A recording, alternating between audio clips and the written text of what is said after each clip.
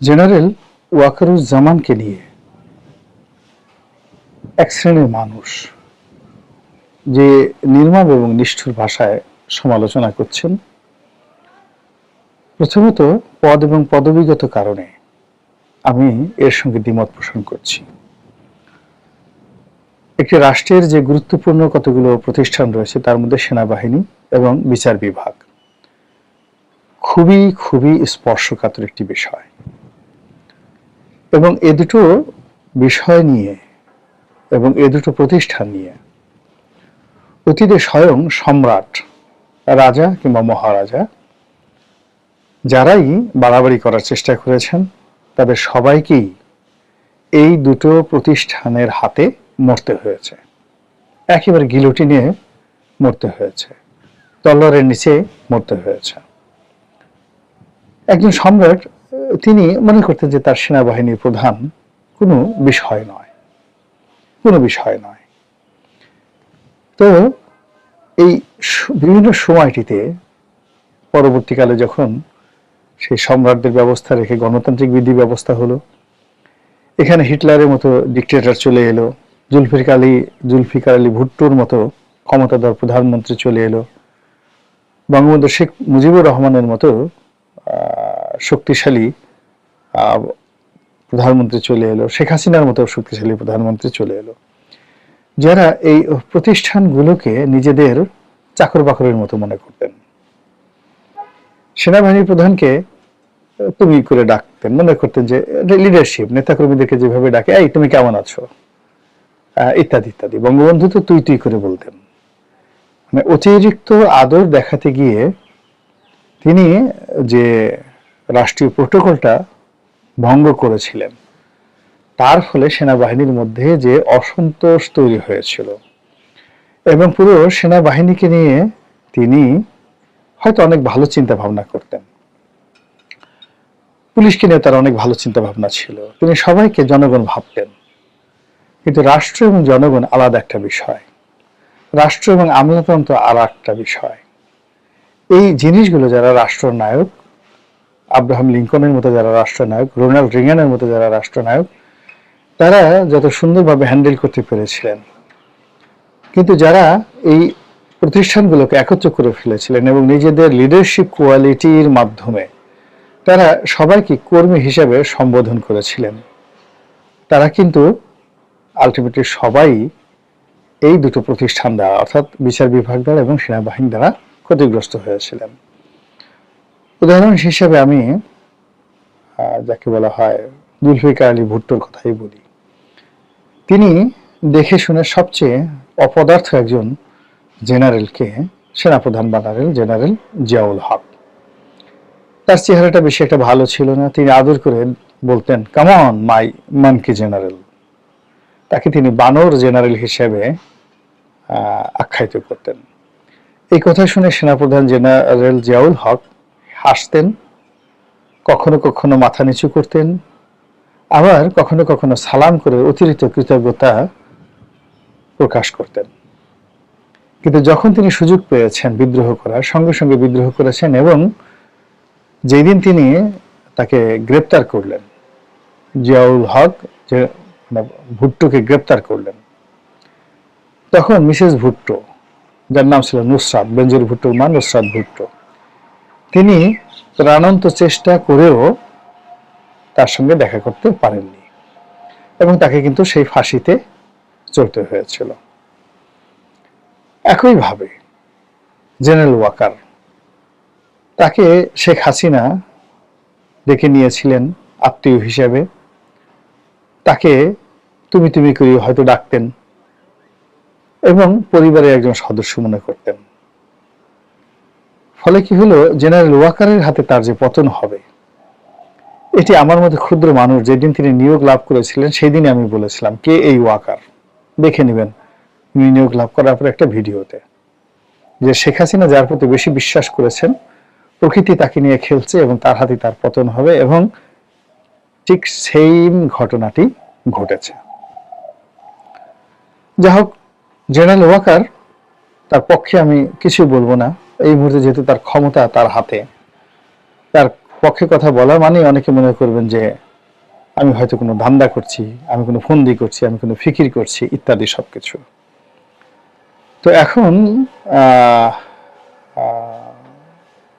যেটি হচ্ছে, আবার তাকে নিয়ে তুচ্ছ-তাচ্ছিল্য করে যে সকল কথাবার্তা বলা হচ্ছে, এগুলো কিন্তু আমি সহ্য করতে পারছি না। এর কারণ হলো, তার বিরুদ্ধে যে কথাগুলো বলা হচ্ছে এগুলো মূলত রাষ্ট্রকে আঘাত করছে। সার্জিস, হাসনাত আমাদের তরুণ প্রজন্মের সন্তান। নিঃসন্দেহে তাদের পেছনে অনেক বড় বড় রাজনৈতিক মাথা আছে, দেশি এবং বিদেশি। তারা কতটা নিজের বুদ্ধিতে চলেন, কতটা বিদেশি তাদের যারা উপদেষ্টা রয়েছেন তাদের বুদ্ধিতে চলেন, কিংবা তাদের যে সকল দেশি উপদেষ্টা রয়েছেন তাদের বুদ্ধিতে চলেন আমি বলতে পারবো না। তবে গত 7-8 মাসে এই যারা মাহফুজ, তারপরে সার্জিস কিংবা হাসনাত, তারা যথেষ্ট দক্ষতা অর্জন করেছেন, অভিজ্ঞতা অর্জন করেছেন, ম্যাচুরিটি অর্জন করেছেন এবং পরিবেশ পরিস্থিতি মোকাবেলা করার জন্য যথেষ্ট তাদের ধীর শক্তি রয়েছে।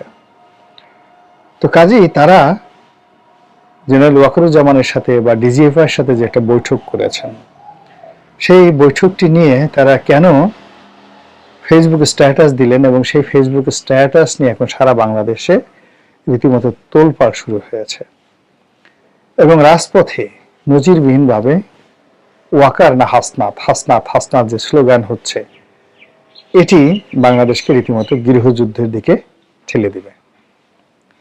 হাসনাত নিঃসন্দেহে সেনাবাহিনী প্রধান হতে চান না, আবার সেনাবাহিনী প্রধানও হাসনাত হতে চান না। সেনাবাহিনী প্রধান এই মুহূর্তে প্রধানমন্ত্রী হতে চান না, প্রধান উপদেষ্টা হতে চান না বা প্রেসিডেন্ট হতে চান না। আবার হাসনাত এই মুহূর্তে প্রধানমন্ত্রী প্রেসিডেন্ট হতে চান না, তিনি একজন রাজনৈতিক নেতা হিসেবেই তার ক্যারিয়ার এই মুহূর্তে গড়তে চান। তো এই অবস্থাতে রাজপথে কেন স্লোগান হবে হাসনাত না ওয়াকার, ওয়াকার না হাসনাত? এই জিনিসগুলো কোথায় নিয়ে যাচ্ছে বোঝার চেষ্টা করুন। মানুষের যে শক্তিমত্তা, এই শক্তির সঙ্গে যদি আপনি তার হাতে একটি লাঠি দেন তার শক্তি দ্বিগুণ হয়ে যায়, একটি চাকু দেন 3 গুণ হয়ে যায়, যদি তাকে একটি অটোমেটিক রাইফেল দেন বহুগুণ বেড়ে যায়, তার হাতে যদি একটি AK-47 দেন কিংবা তাকে যদি একটা কমান্ড দেন, তার হাতে যদি 1000 সৈন্য দিয়ে দেন, মুহূর্তের মধ্যে কিন্তু দানব হয়ে যায়। এবং এরা কোনো কিছু রাগ হলে কোনো কিছু আইন কানুন কোনো কিছু মানে না।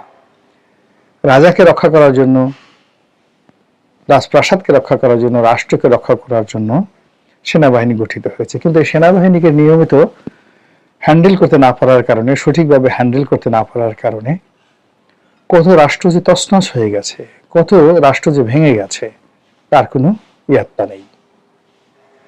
আমরা জানি যে পৃথিবীর প্রথম যে সারিবদ্ধ বাহিনী, সিস্টেমেটিক আর্ম ফোর্স, সেটি হলো জেনেসারি।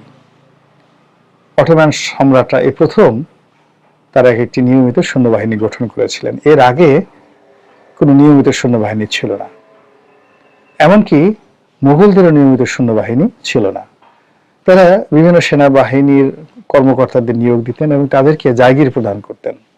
কেউ 8000 ঘোড়া রাখতেন, কেউ 10,000 ঘোড়া রাখতেন, কেউ 5000 ঘোড়সওয়ার রাখতেন এবং সেই অনুযায়ী তার একটা ইনফ্যান্ট্রি থাকতো এবং এটিকে চালানোর জন্য তার যতটুকু রাজ্য দরকার, যতটুকু ভূমি দরকার, ওই ভূমি রাজস্ব আদায় করে সে তার সেনাবাহিনী চালাতো এবং বাকি অর্থ রাজাকে দিত।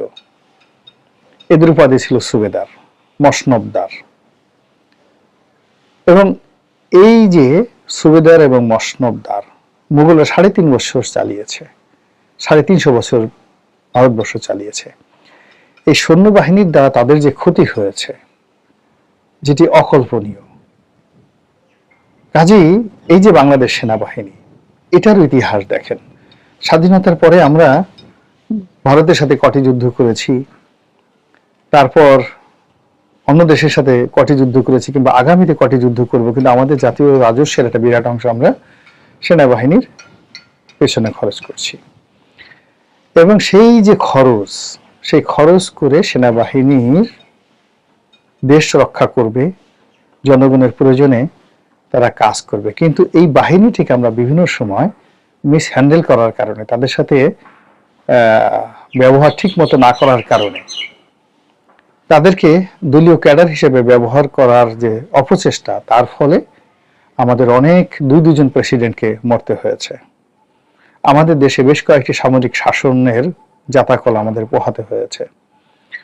এবং এই সেনাবাহিনী যখন একবার মাঠে নেমেছে, যে সময়টা অতীতে নেমেছে, তারা একটা নির্দিষ্ট সময়ে নির্দিষ্ট কর্ম না করে কখনো ব্যারাকে ফিরেনি। সেটি এরশাদ জামানায় হোক, সেটি বঙ্গবন্ধু জামানায় হোক, যে জামানায় হোক, তারা একটি কাজ করে ফিরেছে। এখন সেনাবাহিনী পূর্ণ ম্যাজিস্ট্রেসি পাওয়ার নিয়ে মাঠে আছে। এবং বর্তমান যে সরকার, সেটিকে সেনা সমর্থিত সরকার হিসাবে সবাই বলুক আর না বলুক, সবাই সেভাবে কিন্তু আখ্যায়িত করছে।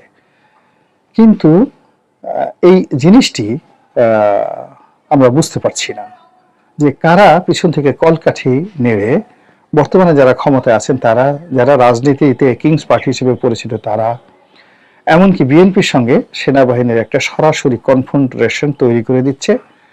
এবং যে সেনাবাহিনীর অফিসাররা আওয়ামী লীগের বিরুদ্ধে কাজ করেছেন, তাদেরকে ঠেলে ঠেলে ঠেলে ঠেলে ট্যাগ দিয়ে দিয়ে দিয়ে আবার সেই আওয়ামী লীগের দিকে পাঠিয়ে দেওয়া হচ্ছে। এটি ইতিহাসের একটি ভয়াবহ খেলা, জঘন্যতম খেলা। এই খেলা অচিরে বন্ধ হওয়া দরকার। এবং ডক্টর মোহাম্মদ ইউনূস যত তাড়াতাড়ি সম্ভব, দ্রুত সম্ভব, জেনারেল ওয়াকারুজ্জামানের সাথে যে সমস্যা হচ্ছে, ক্যান্টনমেন্টকে নিয়ে যে সকল কথাবার্তা হচ্ছে, এইগুলো দ্রুত তিনি সমাধান করতে না পারলে তাকে এবং তার সহযোগীদেরকে এবং আমাদেরকে সবাইকে দীর্ঘমেয়াদে যে দুর্ভোগ দুর্দশা পোহাতে হবে, এটি আমরা কল্পনাও করতে পারছি না।